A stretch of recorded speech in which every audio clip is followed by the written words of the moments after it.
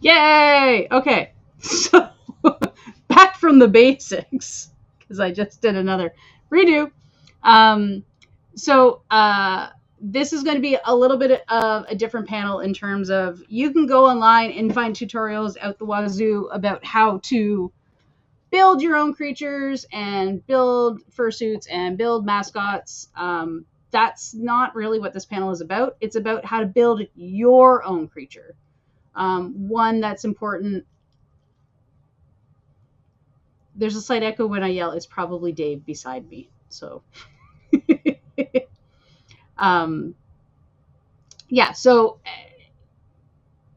keep that in mind, and I will answer questions. Ask away in the chat for any sort of questions. Um, so don't feel bad to interrupt me because I will definitely sidetrack anyway. And you may or may not have missed the fact that I don't usually present off of presentations. I usually have props with me, so these are like my props. So here we go. So when you're designing a creature costume or mascot costume or fursuit costume, I think it's really important to consider things like your vision. What is your mobility like? What is your comfort level? What is your fitness level? If you have a handler that is going to be there most of the time, how fun you want your experience to be. Because being in a big costume like that, it can get really hot, it can get really sweaty, you can get tired really easily, and then you'll come home from the con, you're like, I did not have fun whatsoever because I was dead the whole time. That's not an experience you want. Your budget. Not everyone has $1,000 plus to throw at a costume. Fun needs to be 10 out of 10. Absolutely. No dead. And budget's a big one because you can play so much with your budget. And costumes movement. So for me personally, I really like how my costumes move, and I will cheap out with other things because it's the movement I want. Because when you're walking up to something and it moves like it is looking real, it's going to sell it better than maybe the detailing when you get close up. But again, it's personal preference. That's the idea. It's like to think about how you want to design your costume so that it benefits the most for you. Okay, so materials. Let's talk about materials that you can use. Feel free, chat, to say anything that I may have missed because, there's always materials that people don't think of. Foam. I love using foam. I love using all kinds of foam. Upholstery foam. You can pattern the thinner foam. You can carve it with thicker foam. You can glue it together into great big giant stacks and carve it out. Depending on how you build,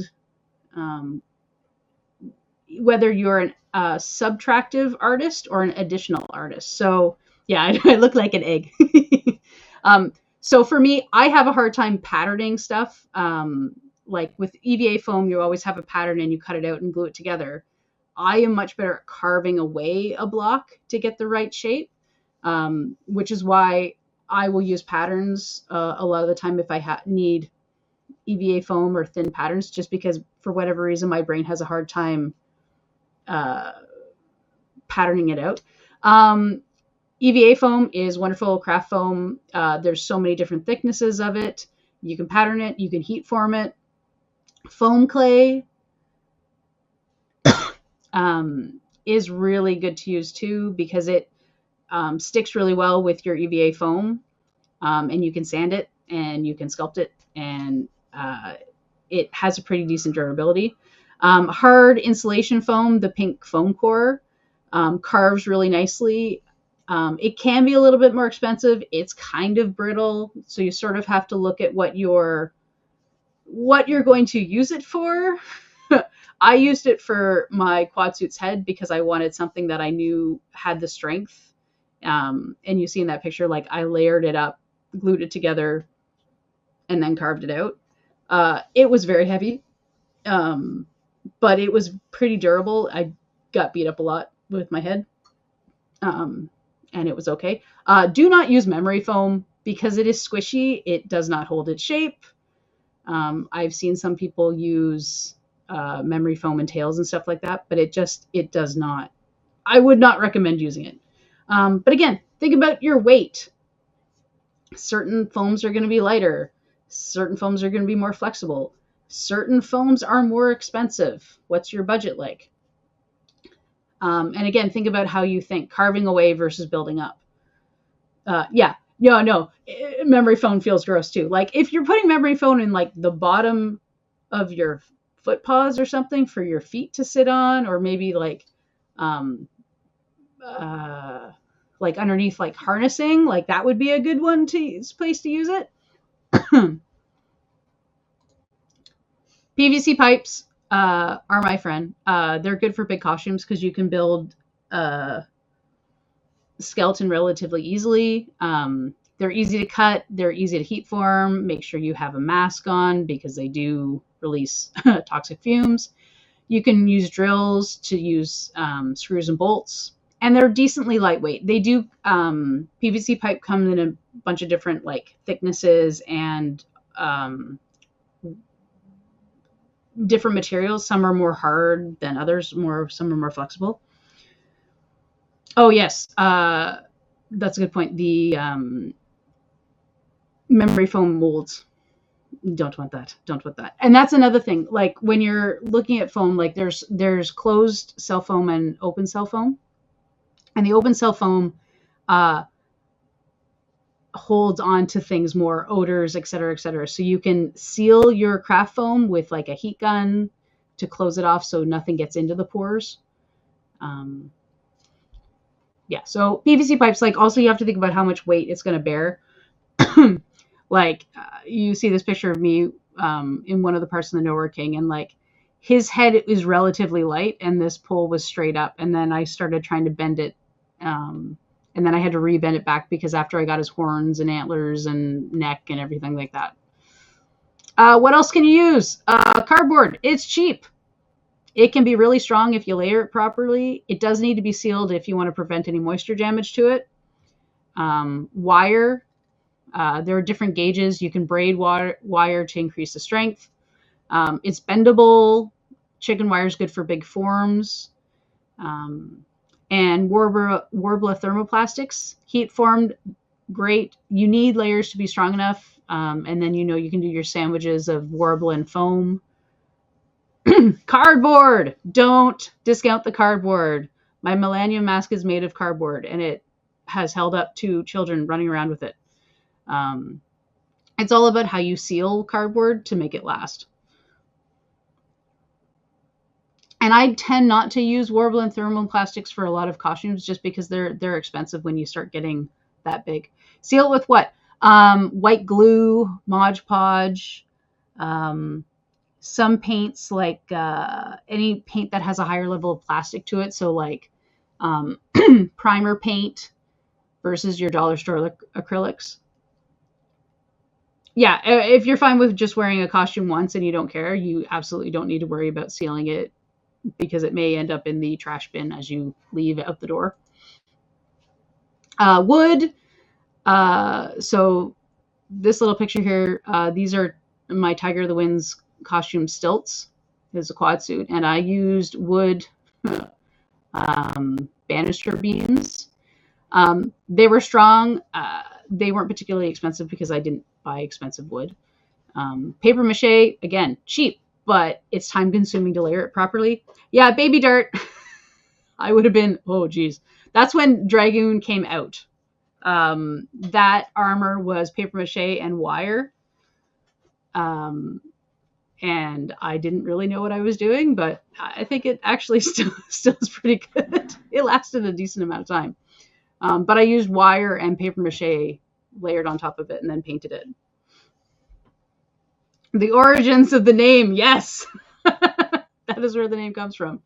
3D printing, it's cost dependent. It can be low or high depending if you're printing it yourself or printing it at a local library, or getting a friend to print something for you.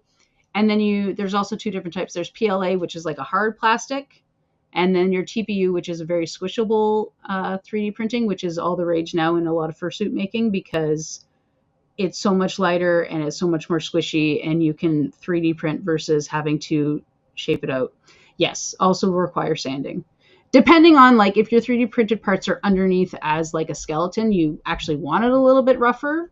It just sort of depends on where that 3D part is. Fabrics and fur. 4-way stretch fabrics are your friend. 2-way is okay.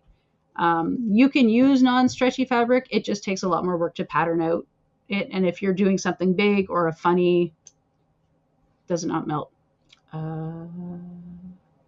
I haven't had the 3D stuff ever have an issue with melting. But I haven't done anything big pieces. Thermoplastics will melt. Like if you're building something out of Warbler, like I made a Fox Robin Hood mask and I decided to make it out of Warbler, and I didn't put enough layers on it, and it melted in the car. And then it cracked. And now it is very sad looking, and I probably should throw it out. But yeah, you can not use stretch fabric. It just takes more patterning than stretch fabric works. So it just depends on how much you want to save your sanity.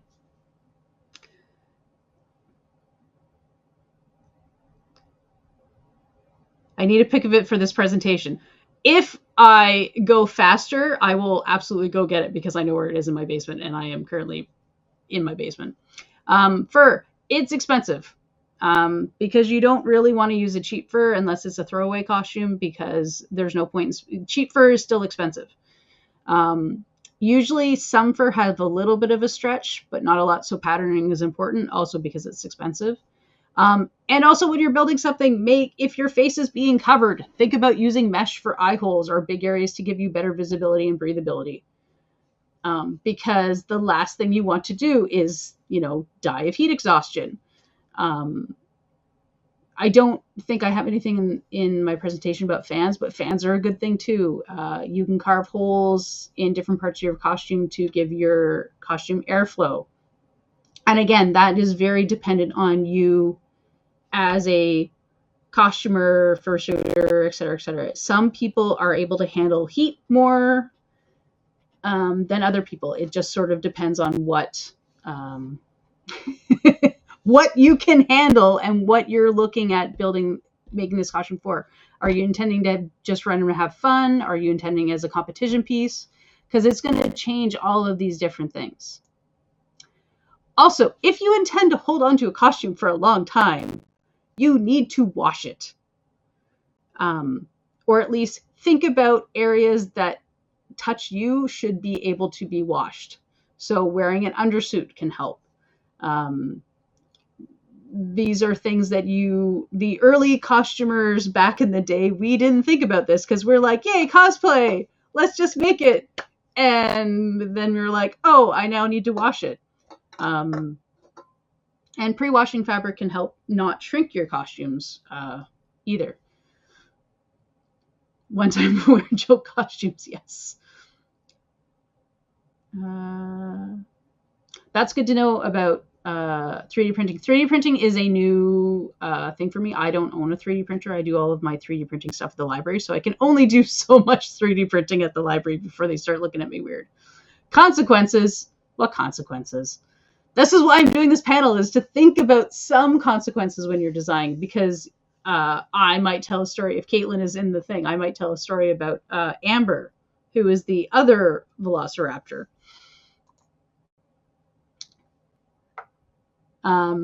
So there are a couple different types of creature costumes. Amber, yeah.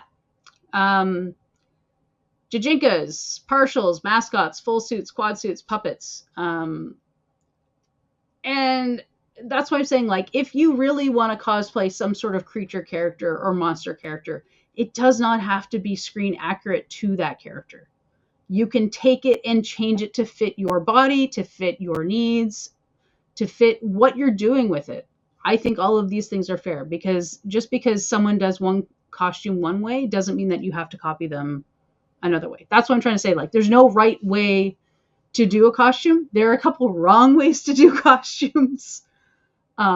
like don't saran wrap yourself and have no breathing holes kind of thing. But so Jijinkas, they have the best mobility. They're built based on you. They're super fun. They're easy to transport. They're very cost effective. You can re-wear them all the time. Sunday con, when you're dead, you're like, sweet, I'll just pop on this little Jijinka and there you go. They are super cute. Or you can dress them up and be fancy, like go to a wedding as Toothless and the Light Fury.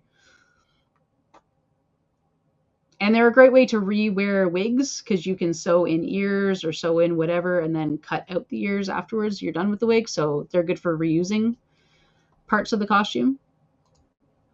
Your partials, again, good mobility because you're mostly person.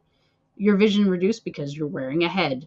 More creature, less person. And they're a little bit more budget friendly only because you have like arms, feet, maybe a tail in your head. So you're not paying for the whole body. Mascots. I am referring to these as not people shaped, even though I chose kind of more people-y shaped ones. You have mobility concerns. Usually you don't have very good visions in these big mascots. You're trying to hide the human body shape. They can be very awkward. You need a handler in a lot of these.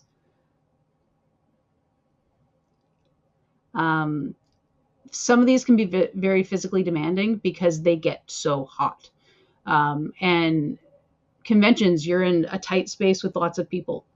If you're an outdoor convention, then you have to think about the heat and melting. And mascots can be expensive based on how much foam you use and your padding. The Gur and the Mew were pictures taken from like, I want to say 2007, 2010, somewhere in that ballpark range. So the technology of what we can build mascots out of now are much better, but those are pictures that I took because this poor Gur, they competed in the Masquerade and they were so excited that they made it themselves. And the head is made of cardboard, which again is fine, except that amount of cardboard that they reinforced with foam, with thing, it was so heavy. And they went on stage and the head actually leaned back and started choking them a little bit. So it's very important to think about your safety in a lot of these big costumes, especially why you should have a handler so that they know that if you can tap on something or give some sort of clue to be like, I am not okay, I need help. I got stuck in Tiger, my quad suit, because I had seatbelt straps wrapped around my wrists. And I walked at Anime North, I walked from the buildings to the hotel on 4 legs because I'm a crazy person. And when I got there, the blood pooled in my arms and I couldn't actually get the legs off. So I had to stand for 20 minutes with my arms above my head. Luckily, I had a very good handler and I was able to communicate that I was not okay, in fact. And then you have your full suits, which mobility can be an issue based on how much padding and craziness you decide to put into it. Usually you have vision reduced. It's physically demanding for the costumer. Handlers are recommended. Again, it depends on the situation you're in. If you're at a fursuit convention or a furry convention, chances are you don't need a handler because everyone else is in a fursuit convention, so you're not worried about the general population coming and grabbing a tail or grabbing ears. But if you're at a convention or, wandering around like on Halloween, those are things you need to consider because you can't always see all the way around you. You can't see people coming up. You can't hear usually as well in these things. You can't talk nearly as well as you'd like to in these things. And they can get expensive, especially if you're doing a lot of fur work.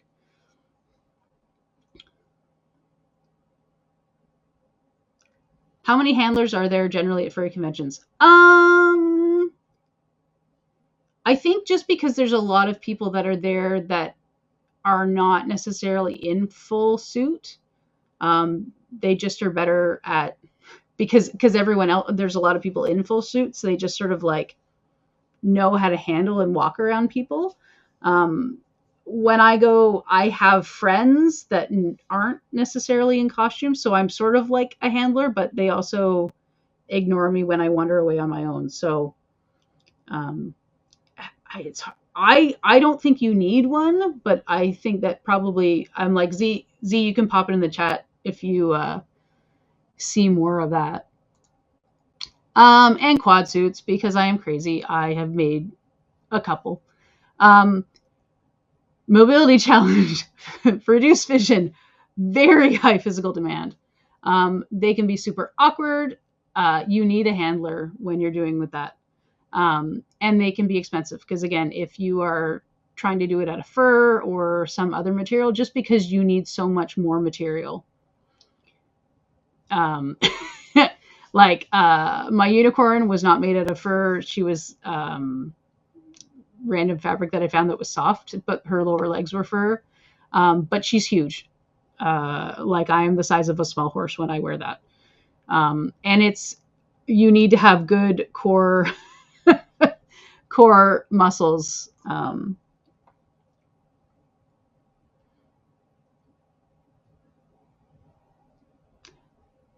Okay, yes. Some people don't need hands. Oh, look, there he is. And then you have creature puppets. I'm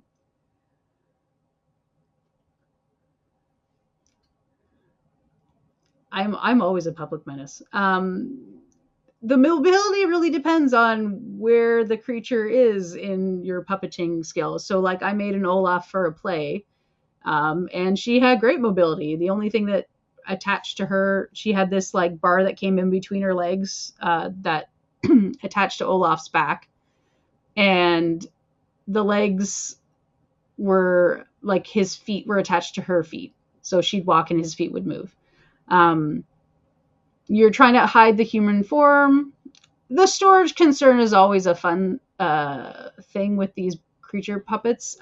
So Olaf was supposed to be a hollow puppet, and I couldn't get the shape right just based on how I carve things.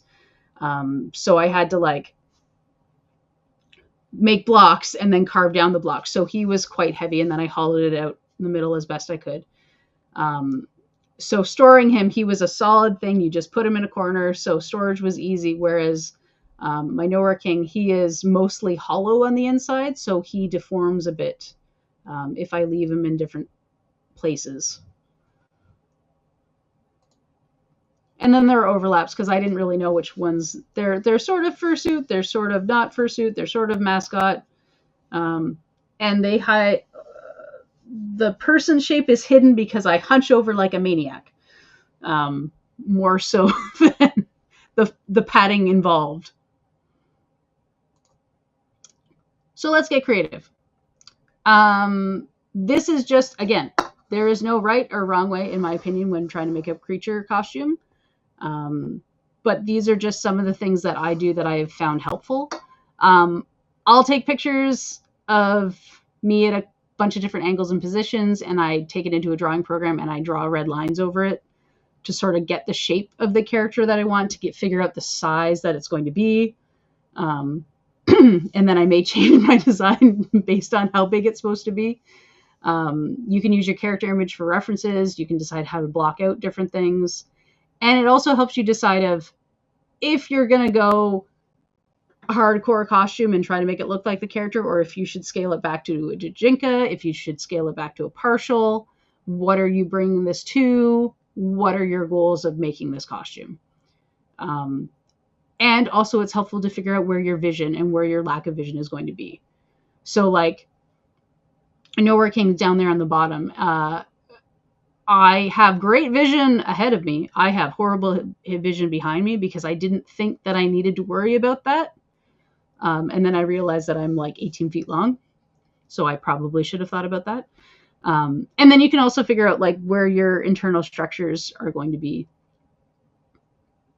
and like how much wire or foam or PVC pipes you're going to need. Draft your pattern. If you're going to do a Jijinka or something that is more slim fitting, you can go buy a pattern or use your own clothing to pattern it off. You will pray for the vice of your lack of vision. Yes. You can do a duct tape dummy if you're doing a bodysuit that has a lot of sculpted foam attached directly to you. The tricky thing with doing a duct tape dummy is it really should be in the position your body is going to be in for the costume. Quad suits, I'm looking at you. It means that you have to be lying down or like leaned over with like a stool underneath your belly the entire time your friend saran wraps you and then covers you in duct tape, because it's going to change how your duct tape dummy sits on you, or like the pattern sits on you. Big exaggerate parts can be made using foam shells, and you can either directly tape them on the foam or drape it over the fabric. You can also use programs like Pepakura to break down an already existing 3D models. So I know someone who did a Bowser, and they just popped this Bowser 3D model from Smash Brothers into Pepakura, and it kicked out like already made things. And his Bowser looks awesome, and it is hollow. So it's super light comparatively. But again, it just depends on what your challenge is when you're building it. If that's what you would rather do versus trying to carve it yourself like a crazy person, it's up to you. And experiment is so important, because that's the thing. What I'm trying to say is to think about when you're making projects, is because you can look online and look at tutorials, but they've already figured out things. Sometimes you need to learn yourself either the wrong way or the right way how to do things. So, with my stilt right here, I was like, I hadn't seen a quad suit with bendy legs at that point. I was like, I wonder if I put a great big hinge on a wooden stilt, if that would make it look okay. Oh, I've never seen a mouth move that's not directly attached to the mouth, like underneath the jaw. I was like, I wonder how that would work. I've never seen people use inflatable parts of the costume to try to make the costume bigger. And because you're like, I want to make this really big costume, but I also want to have to store it. I wonder if I can use those blow up technology for it. Or hanging it further away from the PVC pole than you think it should be, but that's okay because it ends up giving you the movement that you want. Let's put a hinge on it. Why not? And don't forget to experiment and research your ideas. You're like, oh, I wonder if I could do this. Look to see if anyone's done it and see if you like their result, or, jump on their shoulders and be like, okay, they didn't do it right the way that I would like to do it, but maybe it's because of XYZ. Because there are so many tutorials galore. And there's tons of patterns. Like if you're looking for just base paws or a base head, you can find free or paid patterns online on Etsy. On a lot of costumers have patterns on their sites now, and it's an excellent starting point that you can be that can be modified. YouTube, there are a ton of great tutorials covering pretty much anything under the sun. Google it; you can probably come up with it. And ask around. That's how most people learn. Politely ask cosplayer and fursuit makers, but be specific with your questions. Don't just be like, hey, I love your costume. How did you make it? You could be like, I really like blank. How did you choose, I don't know. How did you make the jointed stilts on your quad suit? How did you make the mouth move if the head is sitting above your head? Okay, so we're going to walk through a couple of my creatures. Yes, and look at the costumes and ask when you're chilling on break. That's absolutely true. So we'll talk about Folly. So I had a rough design of what she was going to look like. And then I did a duct tape dummy, and then I added foam where I wanted her legs to be. And then I used painter's tape as a pattern transfer. And then I was really scared because I only had exactly 2 meters of fabric and I did not have enough fur. So I made a pattern that I was going to use as a liner, but it didn't end up actually making it into the suit. It still exists. It may get into the suit eventually. And then make sure you have enough fur and fabric. Pay attention to the fur pile, which direction the fur lands or goes.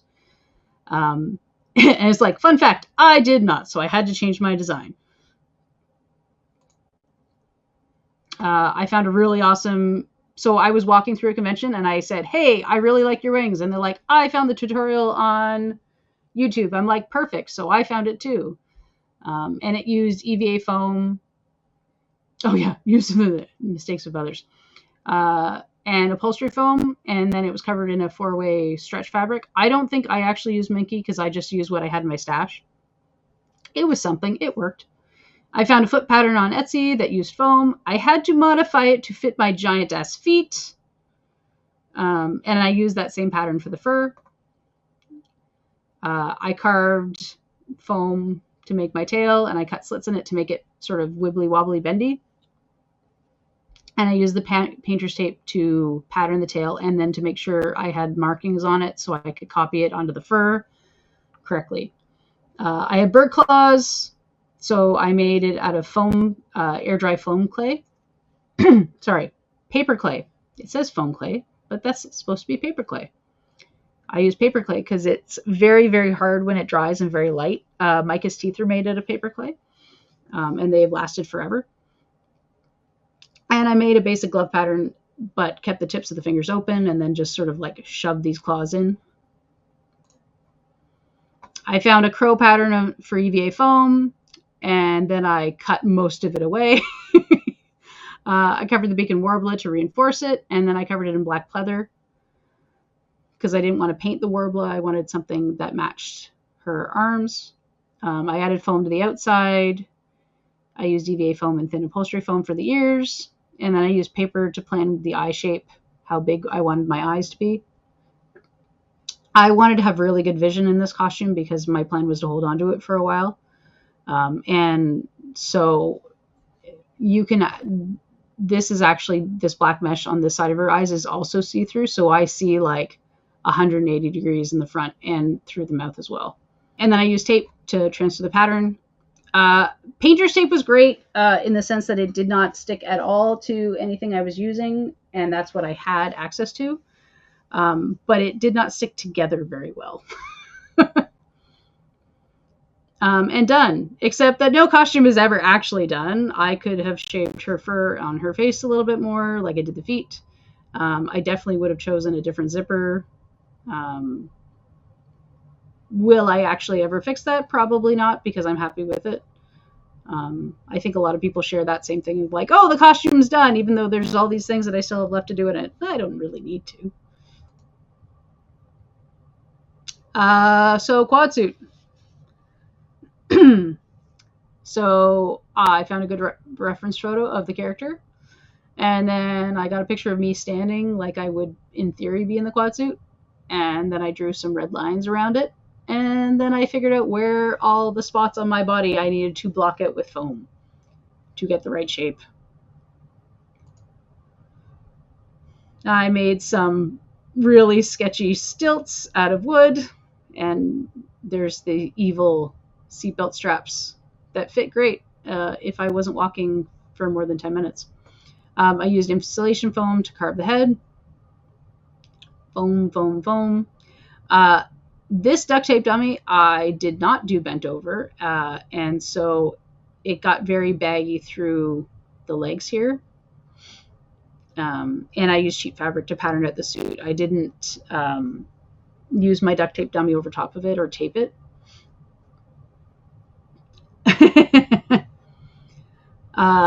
It's important when you are building a costume like this to try it on a couple times during the stage of building it so you can modify something that is not working. This picture, there's a different version of the tail, and I was like, this does not look good. It doesn't work. And Tiger had electronics in his horn, so I had to figure out how to have a trigger. We ended up putting a trigger on the hand, and then we had like a plug that plugged into the wire that came up down from his head. And then, yay, he's finished. And it's not going to be perfect every single time you start. because you see so many big costumes like this and creature costumes. Like, I don't know if anyone's following the build that someone's doing, this crazy Monster Hunter dinosaur looking dragon thing, and it looks amazing, but she has been working on it for a year, and is taking her time and taking the money to make everything like the right way, per se. um, but I'd love to see how many things that she has done that hasn't come out really well, in her build process, that she hasn't shared. And the Nowhere King, let's talk about him, because he's a bit of a different beast. The challenge was, I wanted to make a big costume. I hadn't made a big costume in a long time. I wanted to make a big costume, but I had to be able to pack it down smaller, and I had to be able to operate it by myself. That was sort of like my taking points of what I wanted to do. So I built a backpack. I built a backpack out of cardboard with several layers of cardboard with a coat hanger in between to attach the straps to. And then I used PVC jointed pipes, and I used screws to lock the PVC pipe on once I put it on. And I was checking to make sure the strap placements were okay. Also checking to see how tall I was. It doesn't even fit this picture. Again, I found a deer skull EVA foam pattern, and then I definitely changed a lot of it to make it look more like an elk skull and foam clay. Antlers, they need to be removable. All of this costume had been very modular, so I had to think about that the whole time when I was building this. It's like, okay, I can't just attach this to this. I have to figure out how to unattach it as well. So I used a PVC pipe as the base, and then I braided wire to make the shape that I wanted to. Then I covered it in tinfoil, and then I covered it in foam clay. The idea being is that would be the lightest way that I could have done that, and also have some flexibility, and also it make it look hard like antlers. And then there's our head. And I had glued in a giant PVC tube that I could glue all these hardware bits to, and also so that these antler things would fit through these holes. And I added Chicago screws for the jaw hinge. I don't know if you know what a Chicago screw is, but essentially they are two halves of the screw that have a big flat head, and you screw them into each other. So they're nice to use for things that you need to unscrew or to stay in there for a long time. And then we were at the, oh God, what have I done stage of trying to figure out how I was going to move 6 legs.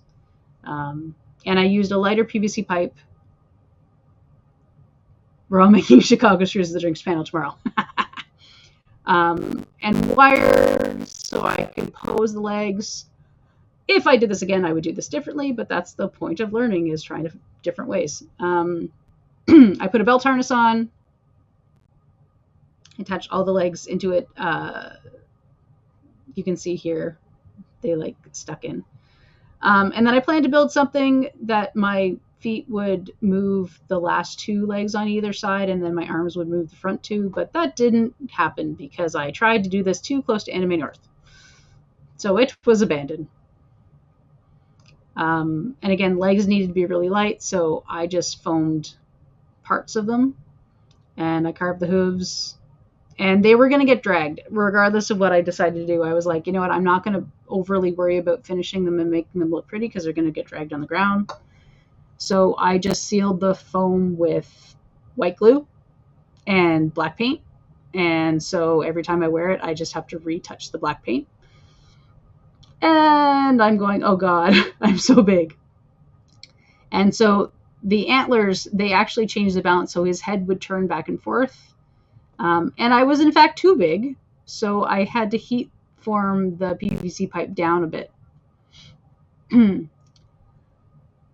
And this was a stylistic choice. So he's made of goo, for people who don't know the character, and I didn't want to get too crazy with the details of the costume because it was mostly going to be inflatable. So I wanted to make the skull really nice and pop. So I did a lot of highlights and stuff like that. And sanding, which I hate sanding. I wanted his eyes to glow, so I actually painted like cheapy thin green paint on the back, and then I put LEDs and the controller inside the head. And then I covered it with black fabric so that only the light would go through the eyes and not through his mouth. What have I done has entered the chat, because there's my dress form, and there's my living room, and he is taking up my entire living room. And I started using paper mock-ups to figure out the scale of the foam, because he was so big. I just couldn't hold the foam the way I needed to think about the shapes. And I wanted to keep it as light as possible. So it was like, okay, if I do a ring of this and a ring of this, will that translate? Just a touch big, just a touch big. This is the Butt of Doom. Originally, I wanted to use the inflatable technology on his neck and body too, but I couldn't figure out how to put me inside of it as well. With the time that I had to give myself to make this. So I patterned off a beach ball and sewed the thing in. And I did a test. I did a test one to see if this concept would even work, because it's just cheapy nylon.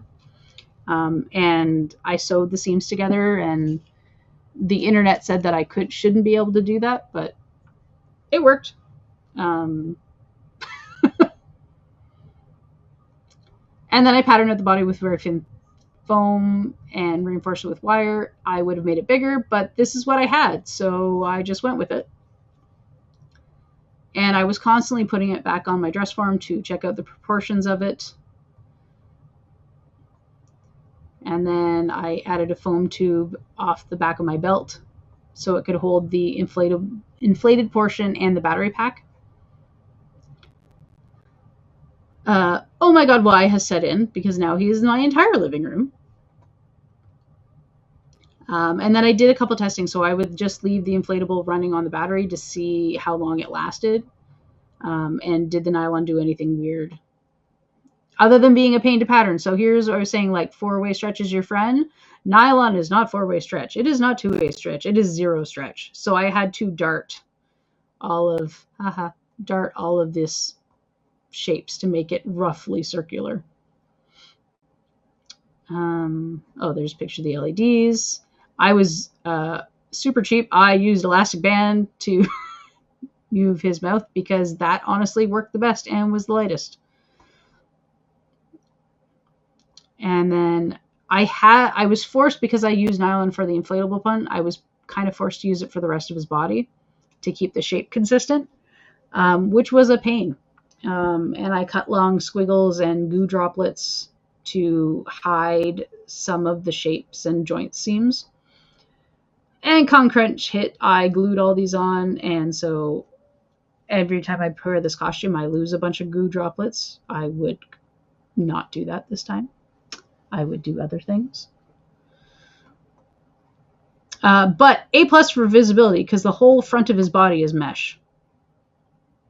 And then it was just covered in goo like this, and there's the body.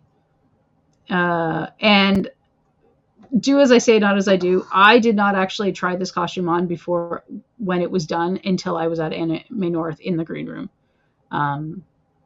And I would never recommend anyone do that. It worked out luckily for me. But there were things I would have tweaked. But I mean, he looked.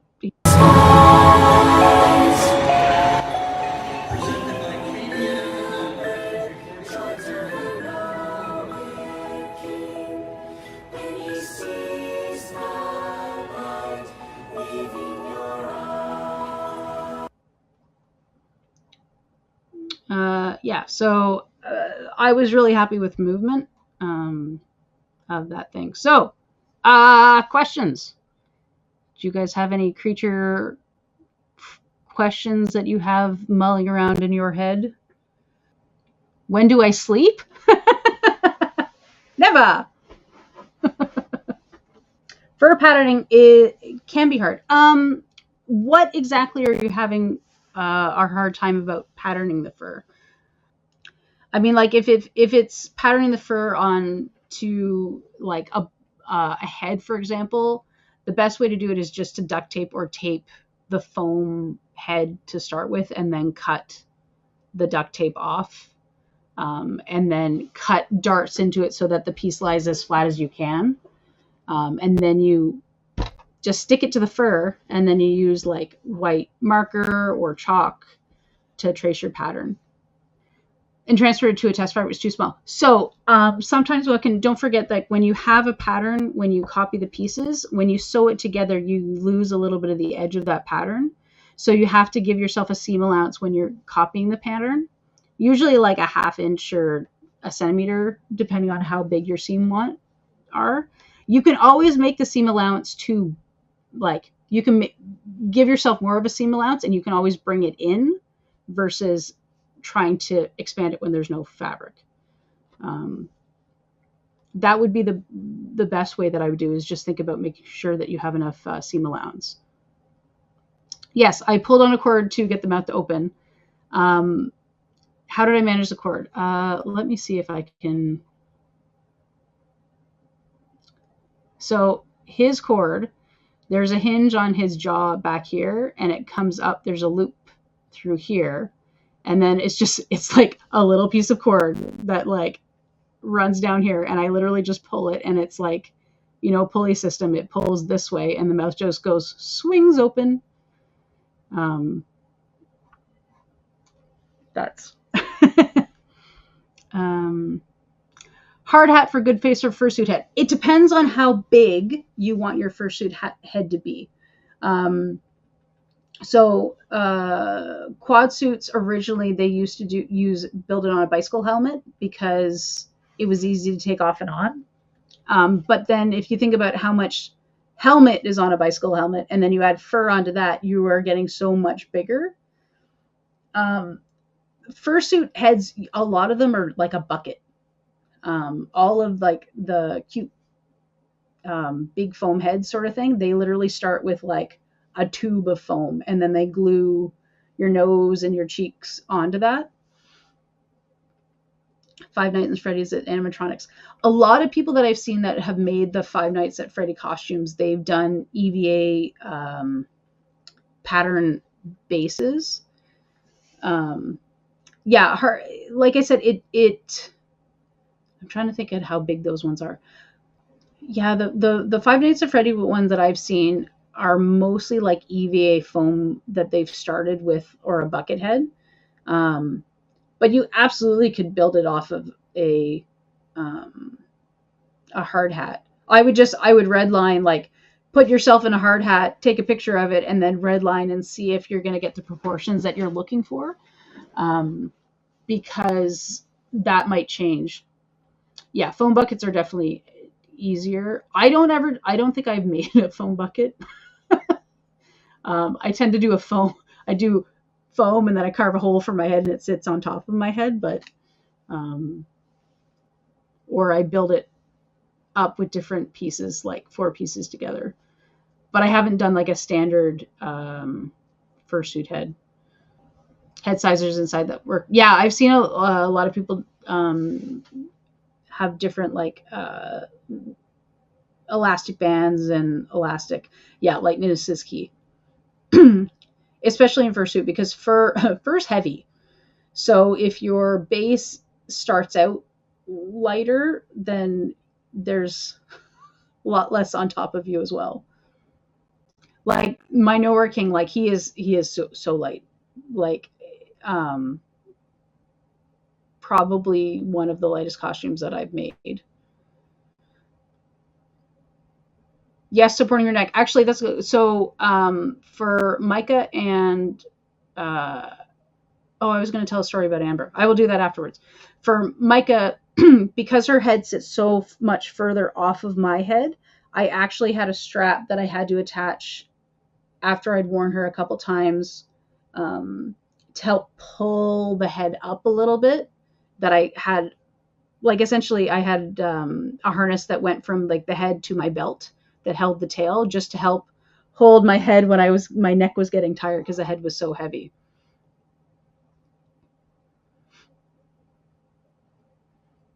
See, this is how we learn, is we talk to other people and be like, how would you do it? How would you do it?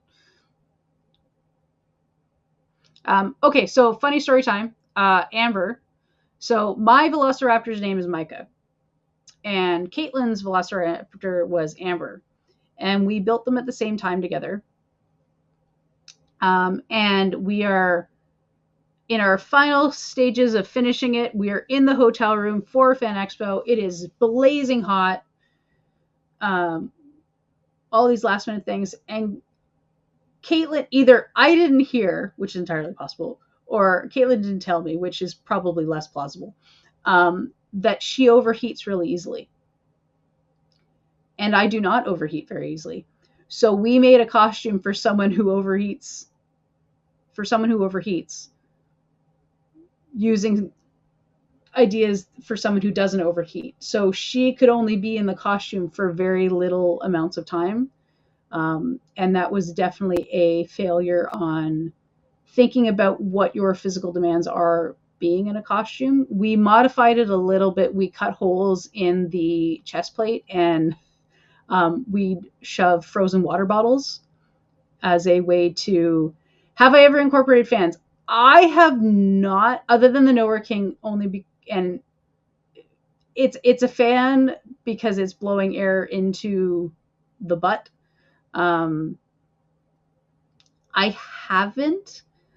Would I have done so differently with some costumes? Yes, I would have loved to put a head fan in Micah's head, because it's solid foam, and same with Tiger, because he was a solid foam, insulation foam head with fur.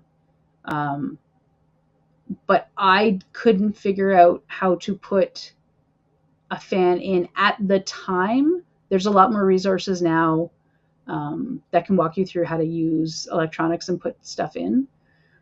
Would I do another fan now? Probably not, because I'm a crazy person. I didn't know it was going to be so hot with all that foam. I know. Did you do a fan for your quad suit?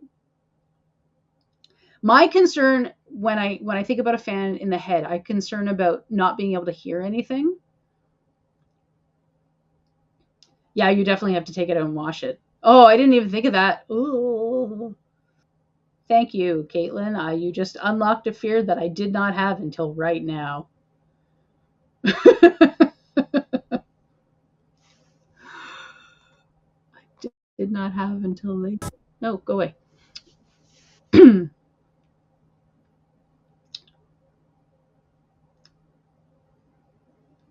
So it's funny. So short hairs.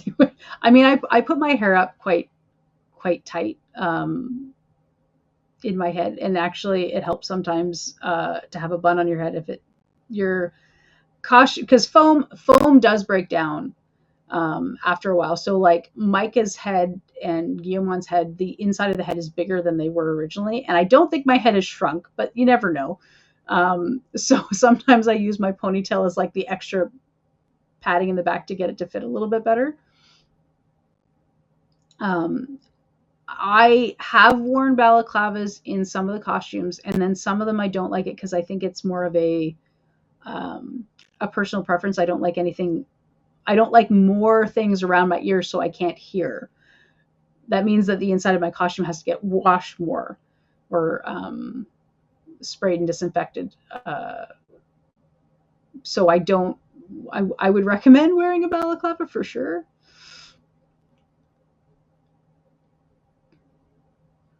Yeah, I mean, like, it's always fun, like, to go like, oh, how could I see what exists out there, and then trying to figure out and how to incorporate that into it. Like, I don't need a fan in Folly because there's so much.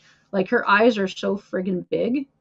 Like, this is all open mesh that I painted, and like a lot of fursuits, it's just the black that's painted to see through, but all of it is, and this. And then she has a big ass mouth too, so I can see through there as well.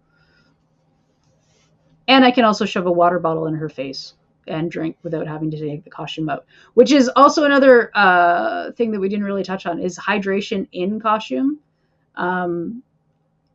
If you have a big costume, and I'm sure a lot of people are on the same way that I think too, is that you're like, well, I don't want to drink too much because I don't want to have to take it off and pee. Um, as I'm sure everyone feels the same way. And it's that balance of going, I need to hydrate properly because it is important to stay hydrated, especially when you're running around because you're going to sweat a ton, and not drinking too much.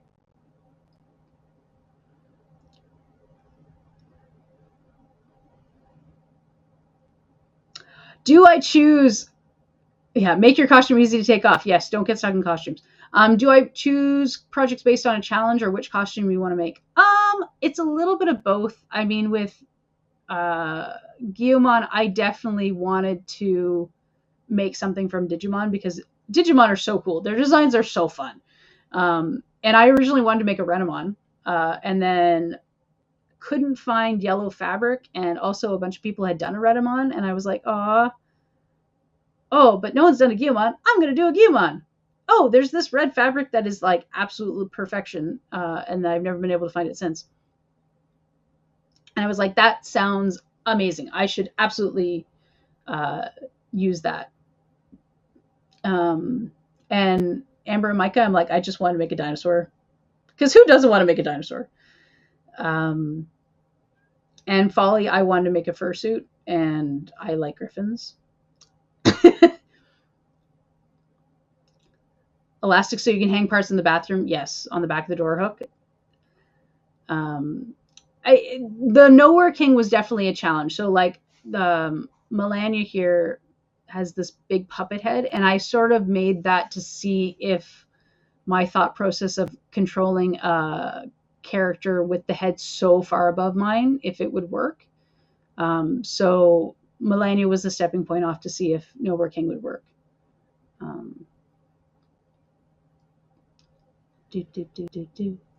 Reading up in chat.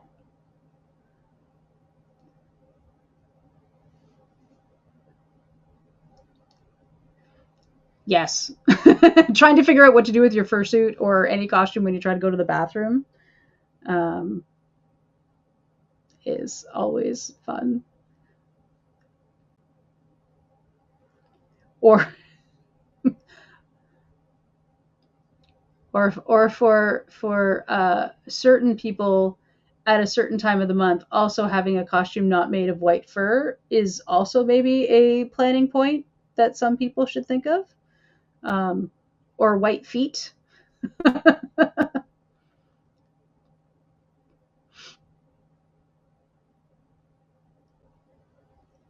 Any other questions or comments about like what things you can, what are ways that everyone in the chat would like to see a costume improve? Avoid white feet. Yes. You told me that when I was showing you my design for Folly, and then I failed by making her tail white too. Nude leak proof underpants so I could be prepared for cons. That's good.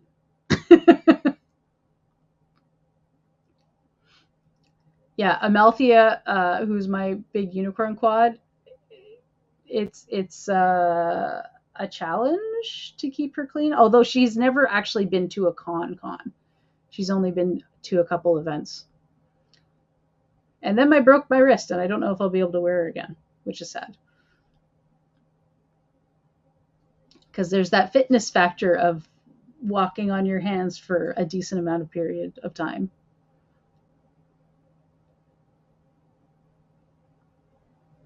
Oh, so, okay, funny. So the panel is technically over. Thank you very much for joining me. Now we're just going to talk about stuff for anyone who wants to stay. So, fun fact, in my baby years as a cosplayer, I did boot covers on a pair of high-heeled shoes and then walked all over Anime North and back again, and I had blisters. So I am in con. I'll go to bed when the sun comes up. Everyone else has gone to sleep in my house. It's just me. And I said never again. So all of my costumes have sneakers in them. Folly has sneakers. Guillemon has sneakers. Amalthea has sneakers. Uh, Micah has boots with insoles, so they're light sneakers. Yeah, no, bare feet on con floor is not good after 3 days. That's like young 20s. You can do that in your 20s. Yes, we did cut the heels off those boots because, oh, I wonder if I don't, I should. So, do I have a picture of them? I don't think I have a picture of them. So, Micah and Amber originally were going to be on stilts because you'll see lots of people do dinosaur performance like on stilts. And we're like, oh, yeah, that would be so cool. We'll make these wooden stilts. That was the style at the time because someone had done a Goliath cosplay. And we're like, we can totally do that.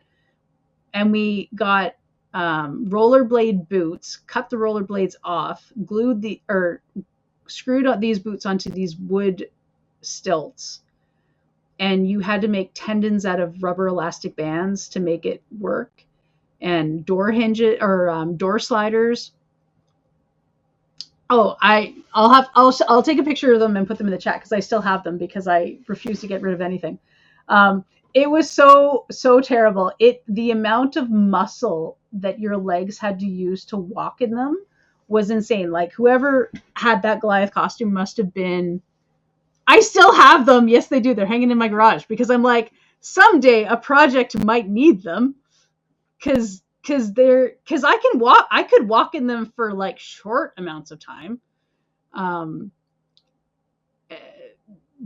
but it was like all thigh. You're just using every ounce of muscle matter in your thigh to stand on those.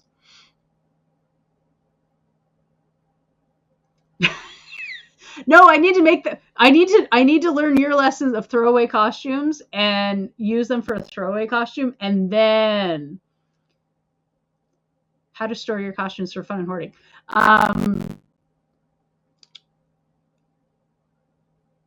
Fun fact, most of my costumes right now are sitting in the hallway. Although the Nowhere King, we bought him a box. He lives in a box in the garage because that's where he lives. He's not allowed to be out of the box because he is too big. But he fits in a box. Do I charge him rent? I should charge him rent. But that's why I was saying, like, thinking of a modular cosplay is good because then you can take bits and pieces of it apart. So, like, Melania, the neck and the head come apart. So I have his heads hanging on my wall, and the neck thing is sitting in the basement. But the backpack I can shove away in one of my closets.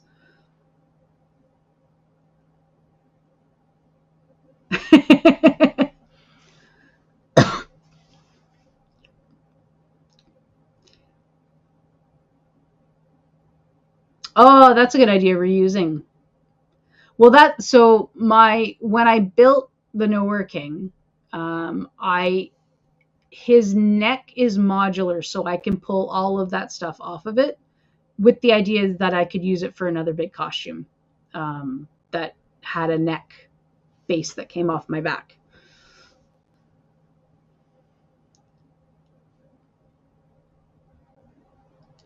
And like Micah, I could, as awful as it sounds, I could skin Micah and reuse her tail and her padding because it's like a tube of fabric over top of all the foam, so that she could. Oh no! See, when they get disgusting, it makes it a little bit easier to make the decision to throw something out. Skin the dinosaur. Blah, ha, ha, ha, ha.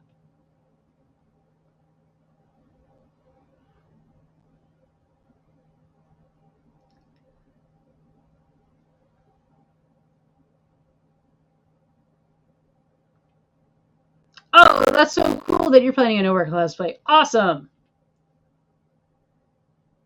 You'll have to tag me when you get it done.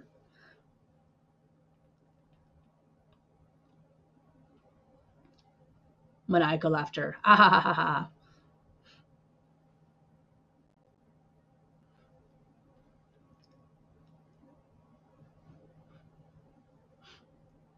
I was like, yes. All right. Well, I think that's it. Thank you so much, guys, for tuning in to day one of Kanji Geeks at Home 2026. That's okay. long time it's good to take your time.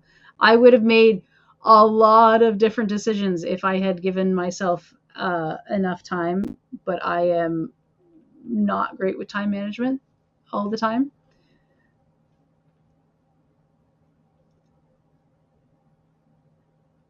And 9 minutes of day two. Oh, I guess that's true. Yay, first day. Yes, and you know what? Don't ever burn yourself out to make a costume. I think that's a excellent point to end on. Is know your body. Yes. All right. Good night, you lovely people.